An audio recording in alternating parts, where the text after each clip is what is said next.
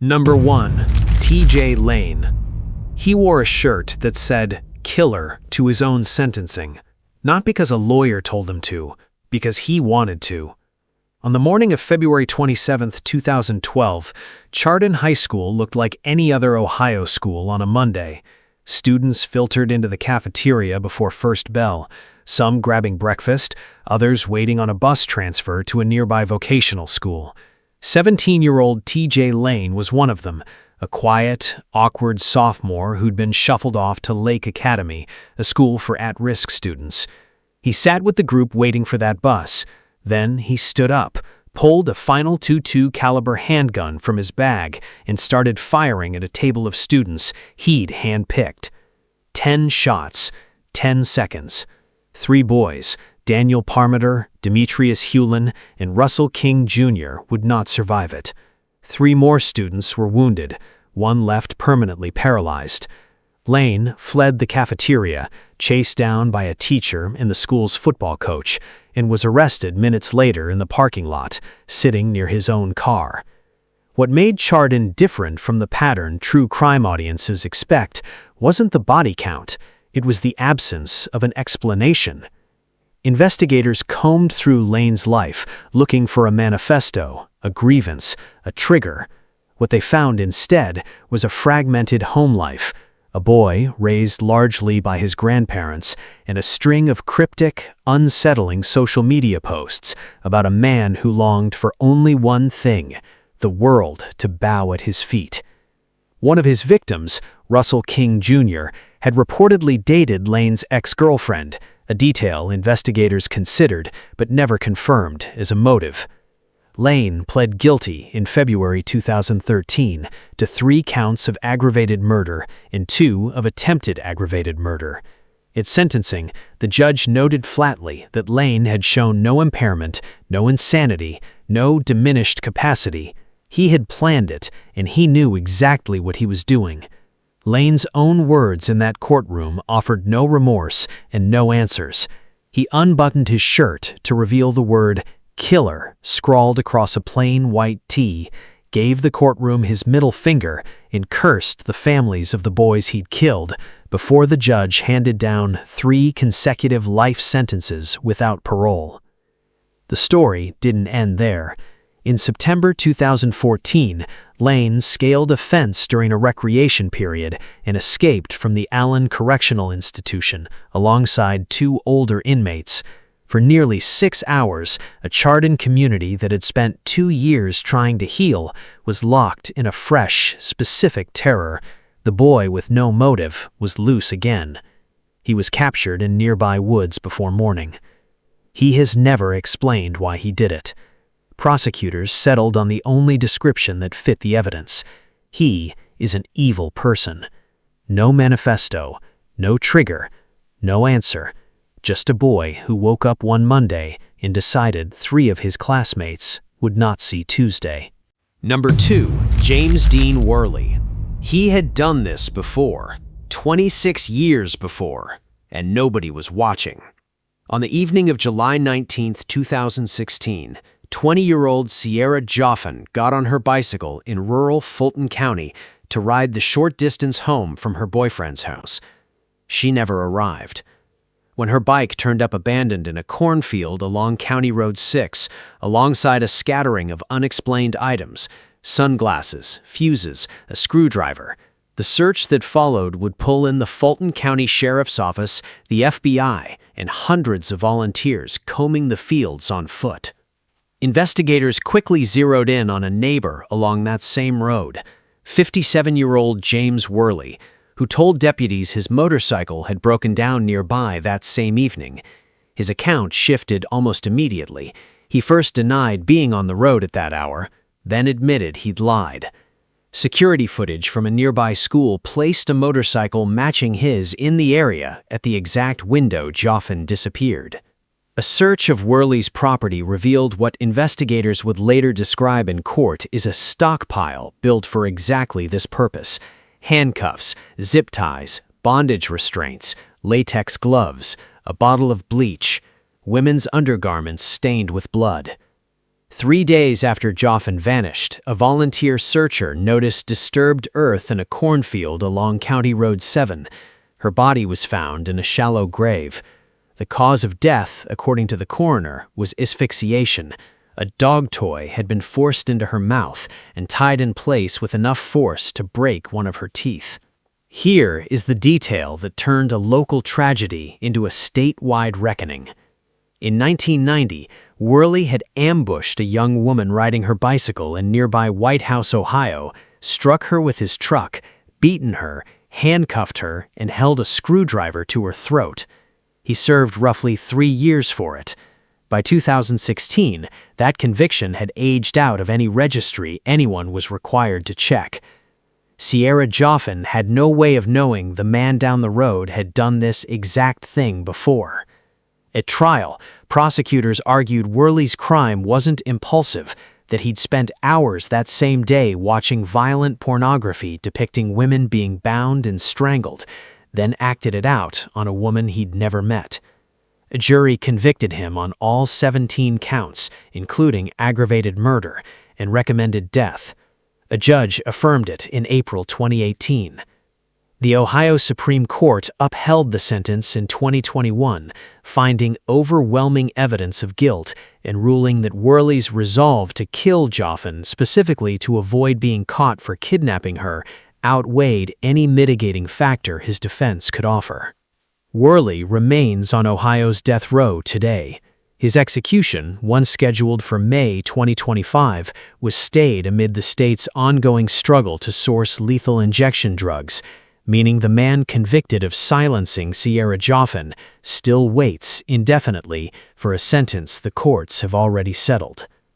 Her death didn't just end in a conviction, it rewrote the law. Ohio's Sierra's Law now requires certain violent offenders to register with local sheriffs upon release, a public database that, if it had existed in 1990, might have told Sierra Joffin exactly who was living down the road. Number 3. Connor Stephen Betts. 32 seconds. That's how long it took Dayton police officers to end it. It's also, almost, how long it took Connor Betts to kill 9 people, including his own sister. In the early hours of August 4, 2019, the Oregon District was doing what it always did on a Saturday night. Bars spilling out onto the sidewalk, a line forming at a late-night taco truck, friends catching a last drink before heading home. Among the crowd was Connor 24-year-old Betts, dressed in body armor, ear protection, and a mask, carrying a .223 caliber rifle fitted with a 100-round drum magazine. He had arrived downtown that night with his 22-year-old sister, Megan, a 22-year-old Wright State University student, weeks from finishing her degree in Earth and Environmental Sciences. At some point in the evening, the siblings separated. At 1:05 a.m., Betts opened fire in an alley beside a bar, killing his first victim within seconds. He then turned toward the street. Megan Betts, standing nearby with a friend, was among the very next people shot. Investigators would later say they found no definitive evidence that Betts intentionally targeted his sister, but no evidence ruling it out either. In the span of 32 seconds, he fired 41 rounds. 9 people died. Dozens more were wounded. Officers who happened to be stationed nearby engaged him almost immediately, ending the rampage before he could enter a crowded bar packed with hundreds more people. What emerged afterwards wasn't a manifesto, it was a pattern nobody had acted on. Former classmates described a teenager who kept a hit list and a rape list in high school, serious enough that a third of his school skipped class the day the list surfaced. An ex-girlfriend recalled him sharing poems about killing people and confessing he was frightened of his own thoughts. He'd played in a band known for graphic, violence-soaked lyrics. None of it had ever crossed the threshold into a criminal record beyond a single DUI. A later FBI investigation, spanning 26 months, concluded Betts had fantasized about mass violence for a decade, but found no specific, actionable warning that he intended to act, and no clear motive for the attack itself. The aftermath carried its own strange cruelty. Betts's parents initially published an obituary describing their son as funny, articulate, and intelligent, making no mention of what he had done, alongside a loving tribute to the daughter he'd helped kill. Within a day, under public outcry, they took it down and apologized, admitting they had presented the son they knew, which in no way reduces the horror of his last act. There was no trial, no sentencing, no moment where Betts had to sit in a courtroom and answer for what he did, because officers ended it in the same half-minute it began. Investigators spent over 2 years trying to answer one question that still has no confirmed answer. Did he know in that alley that the person falling in front of him was his sister? Number 4. Richard James Beasley. He didn't pick his victims, he auditioned them. In the fall of 2011, a Craigslist ad began circulating with a simple pitch. A caretaker was needed for a 680-acre cattle ranch in rural southeastern Ohio. Steady work, a place to live, a fresh start. For men who'd been unemployed for months, sometimes years, it read like a lifeline. Richard Beasley, a 52-year-old ex-convict with a prior federal weapons conviction, had built the ad specifically to find them. Beasley didn't work alone. His teenage accomplice, 16-year-old Brogan Rafferty, helped conduct the interviews, often in mall food courts or roadside diners, screening applicants not for farm experience, but for vulnerability. Men with few family ties, men least likely to be reported missing quickly, men who would show up alone. Ralph Geiger, a homeless Akron man and former construction business owner, was the first to respond and the first to die. David Powley drove from Norfolk, Virginia, with his belongings packed in a trailer, believing he was heading toward a new life. His sister spoke to him twice on the road before the calls stopped forever. Timothy Kern told his son he'd gotten the job and was leaving immediately. He never called again. Each man was lured to remote land in Noble County, robbed of his identity and possessions, and shot. The scheme collapsed only because one man survived it. Scott Davis, a self-employed landscaper from South Carolina, was driven out to the supposed ranch by Beasley and Rafferty. Beasley offered to show him where he'd recently shot a deer, then turned the gun on Davis instead. The first shot misfired. The next 4 missed. One bullet struck his elbow, and Davis ran, bloody and in shock, until he reached a stranger's front door and called 911. His account and his survival unraveled the entire operation. Rafferty was tried first and convicted in October 2012, sentenced to life without parole. Because he was 16 at the time of the murders, the death penalty was legally off the table for him. Beasley faced trial separately. Prosecutors laid out a chillingly methodical operation. Beasley had interviewed multiple candidates, deliberately eliminating anyone who seemed capable of fighting back or likely to be missed quickly. In March 2013, a jury unanimously recommended death for all 3 murders. The Ohio Supreme Court upheld the sentence in 2018, rejecting Beasley's appeals and affirming what prosecutors had argued from the start. This was not chaos, it was a system built for repeat use. Beasley remains on death row at Ross Correctional Institution. No execution date has been set. And on the day he was finally arrested in November 2011, investigators found something waiting on his computer. A new job listing, already drafted, ready to post. Number 5. Michael Madison. The smell came first.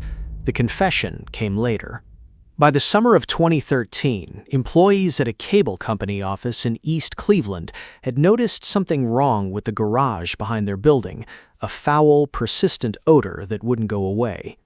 When police were finally called in July, they found a large garbage bag wedged between a car in the garage wall. Inside was the decomposing body of 18-year-old Sherelda Terry, who'd met the garage's other regular user, a second-floor tenant named Michael Madison, only about a week before she vanished. A further search of the property turned up a second body in a nearby brush pile. Madison, a registered sex offender with a prior attempted rape conviction, was already known to police before Terry's disappearance. What investigators didn't yet know was that Terry wasn't his first victim that year, or his second. Over a 9-month span between October 2012 and July 2013, Madison had killed 3 women: Terry, 38-year-old Angela Deskins, and 28-year-old Shatisha Sheely, women who moved through his life quietly enough that no single disappearance had triggered a citywide alarm. The pattern that emerged during his interrogation was disturbingly plain. Women close to Madison, girlfriends, acquaintances, later testified they'd noticed a string of small, strange details in the months leading up to his arrest: a fresh scratch on his face he blamed on a fight, a persistent smell from his apartment he attributed to dead raccoons, a scab on his nose from breaking up a fight between 2 girls. Each explanation, on its own, sounded plausible. Together, in hindsight, they traced a body count. In his confession, Madison admitted to strangling Terry after inviting her over while he was, in his words, really drunk and high, but claimed he didn't remember killing the other 2. He did recall waking up beside one victim's body and later moving it to the garage himself. A jury convicted Madison on all counts in May 2016 and recommended death, citing the deliberate, repeated nature of the killings and his history of sexual violence. The judge imposed the death sentence the following month. The Ohio Supreme Court unanimously affirmed it in 2020, rejecting 20 separate appeal arguments from Madison's defense team. His execution was scheduled for May 2024, then stayed indefinitely, caught in the same statewide freeze on lethal injection holding up Ohio's other death row cases. There's a darker footnote few true crime retellings mention. In 2019, Madison's own mother was murdered in her home, stabbed to death by her 18-year-old grandson in an unrelated, separate act of violence, 3 years after her son's conviction. 2 verdicts, 2 death sentences within one bloodline. A family marked twice over by the same crime it never committed. The second time. Number 6. Ariel Castro. For over a decade, the answer to "where did she go?" was 20 minutes away, behind a locked door, on a street where people passed by every single day. Between 2002 and 2004, 3 young women vanished from the streets of Cleveland, Ohio, in eerily similar fashion. Michelle Knight, 21, was offered a ride by a man she vaguely knew through his daughter. Amanda Berry, 16, accepted a ride home from her shift at Burger King from the same man. Gina De Jesus, 14, a close friend of that man's daughter, disappeared the same way 2 years later. Each woman was taken to a house on Seymour Avenue in Cleveland's Tremont neighborhood, the home of Ariel Castro, a school bus driver who had lived in the community for decades. What followed was not captivity in the abstract sense true crime shorthand usually implies. It was engineered imprisonment. Castro chained the women in his basement before moving them to barricaded upstairs rooms with boarded windows, replaced non-doors, and a jury-rigged alarm system designed to alert him if anyone tried to escape. For years, neighbors saw Castro coming and going, unaware that 3 women, and eventually a child born in captivity to Amanda Berry, were living behind his walls. The end came not through investigation, but with a single desperate act. On May 6, 2013, Castro left the house and, in a rare lapse, failed to lock an interior door. Berry found a gap in a screen door and began screaming for help. A neighbor, Charles Ramsey, heard her cries and helped kick the door open. Her 911 call became one of the most replayed moments in American news history. "I've been kidnapped and I've been missing for 10 years. And I'm here. I'm free now." Castro was arrested hours later in a McDonald's parking lot. Facing an indictment approaching 1,000 counts, he pleaded guilty to 937 of them, including aggravated murder for repeatedly beating and starving Michelle Knight during her pregnancies until she miscarried. The plea spared him the death penalty in exchange for life without parole, plus 1,000 years. At sentencing, Michelle Knight stood feet from the man who had held her for 11 years and told him plainly, "I spent 11 years in hell. Now your hell just begins." Castro, given the chance to speak, insisted, "I'm not a monster, I'm sick." His hell lasted 1 month. On September 3, 2013, Castro was found hanging in his cell at the Correctional Reception Center, dead by suicide. The house on Seymour Avenue was demolished that August, with Michelle Knight herself in attendance, releasing yellow balloons before the walls came down. 3 women spent a combined quarter-century of their lives behind that door. Their captor served 30 days of his sentence before deciding, alone in a cell, exactly how his story would end. Number 7. Sean Michael Great. He almost got away with it a 6th time. She was the one who didn't let him. In June 2016, Sean Great broke into a vacant house in Ashland, Ohio, and simply started living there. He wasn't a stranger to the town. He ate regularly at the local Salvation Army, where he'd met a woman he'd walk with, talking about faith and life. She introduced him to a neighbor. On August 16th, that neighbor went shopping downtown and was never seen alive again. What Great had built by September 2016 was not a single crime scene, but a killing ground disguised as an ordinary rental house. When a woman he'd bound to a bed for 3 days finally managed to reach a phone while he slept, her whispered 911 call, terrified of waking him, terrified of being caught, led police directly to the property. What they found inside stunned even veteran investigators. The bodies of 2 women, Stacy Stanley and Elizabeth Griffin, concealed within the home Great had occupied for weeks. In custody, Great did something almost no serial offender does. He talked. He confessed, unprompted, to killing 5 women total, describing the acts in a press interview with a candor that seemed to unsettle even the reporters hearing it.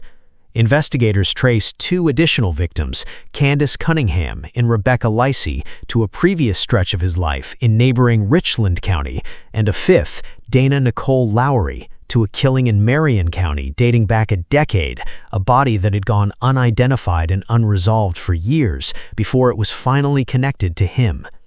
At his 2018 Ashland County trial, prosecutors described the killings not as crimes of chaos, but of calculation.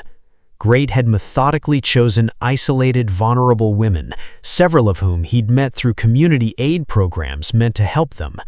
A jury convicted him of aggravated murder and recommended death. The judge agreed, adding 90 years to life on the remaining charges for good measure. He later pleaded guilty to the Richland and Marion County murders as well, closing out all 5 confirmed cases under his name. A court psychiatrist who evaluated Great described him, almost incongruously, as kind of a depressed kid beneath the surface, a description that sits uneasily against a body count spanning a decade. The Ohio Supreme Court has upheld his death sentence twice, in 2020 and again on appeal, finding no mitigating circumstance capable of outweighing what the court called horrific crimes that lack any mitigating features. Great remains on death row, still filing appeals, still writing to journalists. Investigators believe there may be more victims connected to Great across his decade of movement through northern Ohio, cases that remain open, unconfirmed, and unclosed. The number 5, as final and terrible as it already is, may not be the whole truth.